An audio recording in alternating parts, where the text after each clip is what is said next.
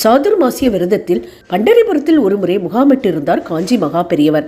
சுவாமிகளின் வருகையால் அன்றாட பூஜை, பிட்சாவந்தனம், அன்னதானம் என முகாம் களை கட்டியது.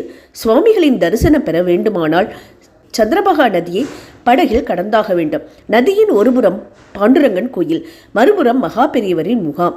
பக்தர்களை ஏற்றிச் செல்லும் படகுகள் எப்போதும் பரபரப்பாக இருந்தன. வருமானம் பல மடங்கு பெருகியது. வழக்கத்தை விட பக்தர்கள் அதிகமாக வருகிறார்களே, ஏன் என கேட்டார் ஒரு படகோட்டி. காஞ்சிபுரத்தில் இருந்து மகா பெரியவர் வந்திருப்பதே காரணம் என அவர்கள் தெரிவித்தனர். இதை கேள்விப்பட்டதும் தானும் அவரை தரிசிக்க வேண்டும் என்ற எண்ணம் படகோட்டிக்கு ஏற்பட்டது. படகில் வந்தவர்களுடன் சேர்ந்து அவரும் முகாமிற்கு வந்தார். அவரிடம் அந்த குகன் நீதானா என சிரித்தபடி கேட்டார் சுவாமிகள். அவருக்கோ ஒன்றும் புரியவில்லை.